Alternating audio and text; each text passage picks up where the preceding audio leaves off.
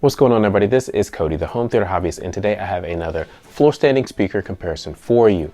This is the SVS Prime Tower, and that right there is the Q Acoustics 3050i. They both have dual 6.5-inch woofers, and they're both floor standing speakers. But in this video, I'm going to talk about not only the similarities, but the differences in these two speakers from a design standpoint and a sound quality standpoint. But stay tuned to the end because I am going to make my recommendations of which ones I think you should purchase depending on your listening habits. So let's get to it.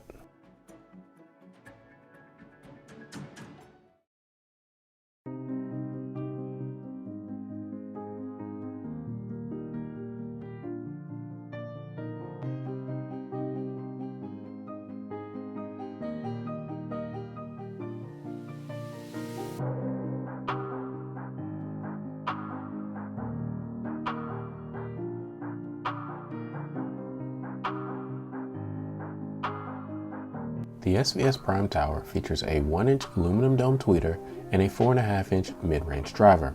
It also has dual 6.5-inch woofers and a frequency response from 30 Hz to 25,000 Hz. It is 36 inches tall, 8 inches wide, and 11.6 inches deep, and weighs 40.1 pounds.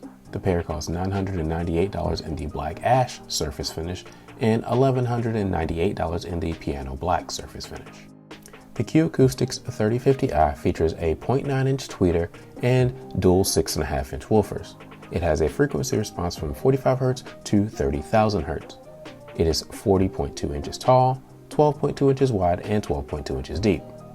It weighs 39.2 pounds, and the pair costs $839. So here they are, the SVS Prime Tower and Q Acoustics 3050i. I decided to do this comparison because I have them both in my room and I thought it'd be helpful to some of you out there to make your buying decisions. Now, I decided not to add my Klipsch RP-260F in this comparison because it has been discontinued by Klipsch and replaced with the RP-6000F. Unfortunately, I don't have an RP-6000F, so I can't really do a comparison with that, but I will talk a little bit about the 260F in the sound quality section.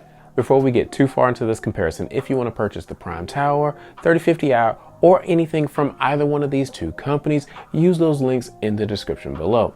Also, if you enjoy product reviews, unboxings, comparisons, and basically all things home theater, click that subscribe button and hit that notification bell so you can be alerted anytime we upload new content. So the first thing I want to talk about is the overall design of these two speakers, and I'll start with the Prime Tower.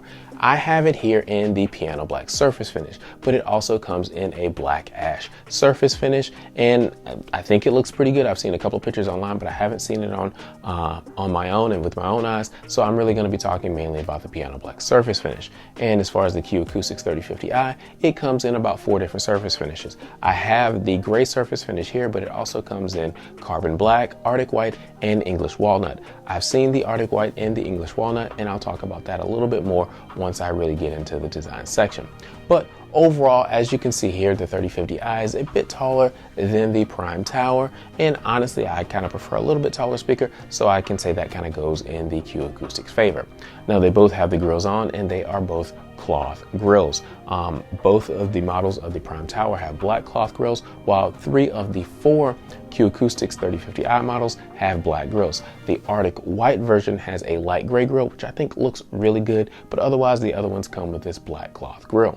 Now let's actually talk about each one of the speakers. The Prime Tower has this chamfered edge along each one of the corners that I like. It starts off wide at the top and goes narrow as it moves down the speaker, and I think it looks nice. And what that means is the grill itself is also narrow at the top and gets wider as it moves down the speaker. This grill covers about 70% of the front face, and there's that SVS logo down there at the bottom of the grill.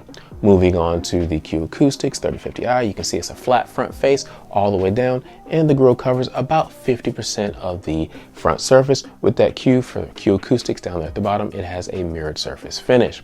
To pull the grills off, you give the Prime Tower a tug, and it comes off fairly easily. It has a pin and cup design, so you kind of push it into these little holes to hold it in place, and the grill itself is actually pretty sturdy. The frame is sturdy, and it's actually pretty nice. Now that the grill is off, you can see all the drivers on the Prime Tower. SVS calls this a 3.5-way speaker, and I'll explain what they mean by that in just a second. Up top is the 1-inch aluminum dome tweeter, and you can see the SVS logo just below it. That covers the frequency range from 2.1 kilohertz all the way to 25,000 hertz. Then you've got the 4.5-inch mid-range driver, which covers 350 hertz all the way to 2.1 kilohertz. And just below that are the dual 6.5-inch woofers, and this is where that 3.5-way part comes in, because they've actually split up the frequency range of these two drivers kind of specifically. So the top driver covers 350 hertz all the way down to 30 hertz, while the bottom driver covers 165 hertz down to 30 hertz. And so that's why SVS calls it a 3.5-way speaker, because the dual drivers at the bottom actually cover two different frequencies. Now moving on to the 3050i, to pull the grill off, you give it a small tug and it comes off. It's actually held on by magnets that run along each side and magnets embedded in the front face, so it's a nice clean look. The frame itself is nice and sturdy, some plastic here, and they do have a little alignment tab right here, so you can align it with the little knots that's cut out in this bottom driver to make sure you get good alignment with your grill.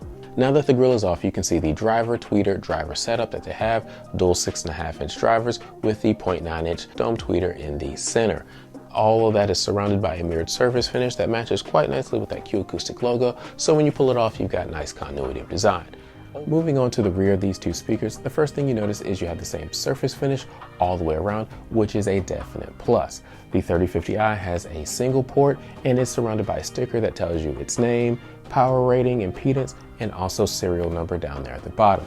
It also comes with a port plug that you just slide in just like that, and if the speaker is less than, let's say, 8 inches from the wall, you want to put the port plug in because that will give you better bass performance. Now the Prime Tower has dual ports, but they do not come with port plugs, and it has dual ports because SVS has designed this so each woofer is in its own enclosure, so you need a port for each one of the woofers.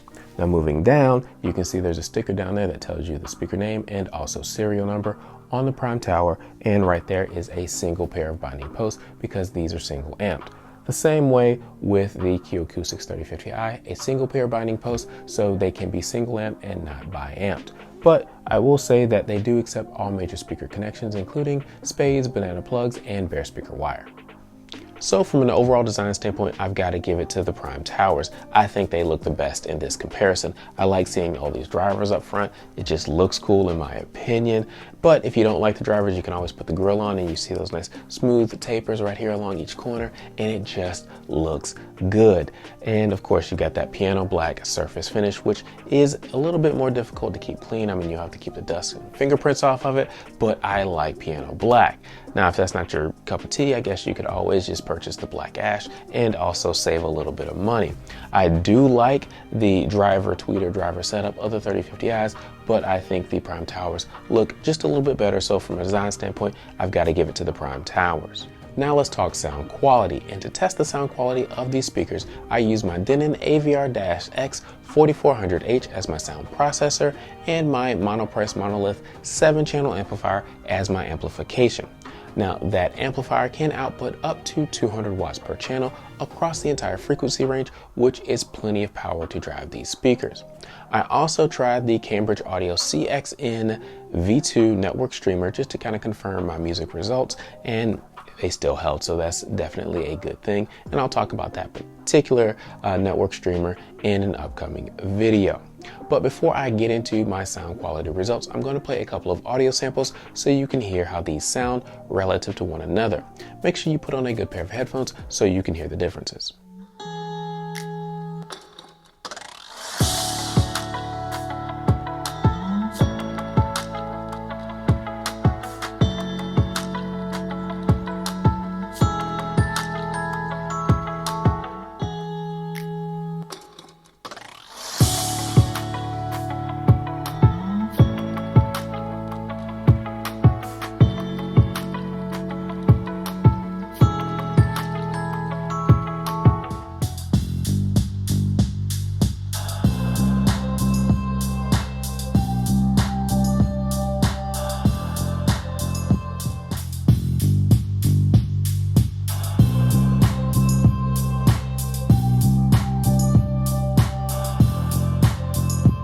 Hopefully you enjoyed those audio samples. Now let's move on and talk about sound quality. And in this section, I'm going to focus on, again, how they sound relative to one another. If you want more in-depth details about the sound quality of each of the speakers, I have those in the full review and I'll link those in the description below, or you can check out that card above. So we'll start off by talking about the sound stage. And the good news is they both do a great job with the sound stage. Vocals are nice and centered where you want them to be, and you have things happening in the left and right speaker as one would expect. There's also decent height to the image and depth as well. But one thing I will note is the Prime Tower seems to have a little bit more image depth than the 3050Is. The 3050Is aren't bad, but the Prime Tower seems to have a bit more image depth. Now let's talk sound characteristics. On the Prime Tower, the highs, mids, and lows are all nice and balanced. One is not more prominent than the other. The speaker will play down to about 30 Hertz and you can feel the bass. Moving on to the 3050Is, the mids are a little bit more prominent than the highs and the lows. All sound good, but the mids are just a little bit more prominent. It will play down to 40 Hertz and you can feel the bass. Now, one thing I did notice with the Prime Tower is it does sound a little bit clearer with a little bit more detail throughout the range as compared to the 3050Is. The 3050Is sound a bit warmer and more laid back, whereas the Prime Towers are a bit more forward and a bit brighter. So how does all of this translate into actual content? Well, when listening to music, I found the 3050i to be a bit more engaging than the Prime Towers. I listened to live concerts, I listened to recordings, and honestly, with the live concerts, I found that I felt like I was more at the concert with the 3050i than with the Prime Towers. The Prime Towers sounded a bit more like a recording. Yes, there was more detail in the presentation, but I just felt like I was more engaged really with the 3050i than the Prime Towers. Now moving on to movies, I enjoyed the Prime Towers more than the 3050i. You get additional clarity and depth of image with the Prime Towers, and I found that to help me stay engaged a bit more with the movies when I was watching and the Prime Towers were playing versus the 3050i. They both do a good job, but honestly I gotta give the Prime Towers the edge in the movie category. Now the obvious question is, why did I choose the 3050i for music but not movies, although I said it was more engaging? Well, it basically comes down to the fact that they're two different mediums and I have two different expectations. When I'm listening to music, especially live music, I'm imagining myself being a part of the audience, being a member of the crowd, and the sound has a certain color. Well, the 3050i had more of that color than the Prime Tower had. Now, when I'm watching a movie, I'm watching a performance. I'm not on the street shooting that gun. So having the additional depth of image, the additional detail, clarity of sound, that really propelled the Prime Tower forward as far as the winner of this particular category in my mind, because it's a different type of medium. I have different expectations. That's not to say that the 3050i doesn't have detail or depth of image or anything like that. It's just that in this comparison, the Prime Tower has more of it, and so I enjoy that more when watching movies. As I mentioned in the beginning, I want to talk quickly about the RP-260F from Klipsch. That is my main speaker, and I did compare it to these two. Now, in listening to it, I found that the RP-260F more closely resembled the Prime Tower versus the 3050i. The funny thing is, when I was actually kind of listening to all of it back to back, I found that the RP-260F kind of sat in the middle of these two for most of it. It was more engaging when listening to music than the Prime Tower, but not quite as engaging as the 3050i. When watching movies, it had nice detail, nice clarity, but it wasn't quite as detailed or as clear as the Prime Tower. Now, I did do this with everything single amped, which you can bi-amp the RP-260F, and that does make a difference. You get additional detail and clarity using that. So I think if I were to do that, it would have been better.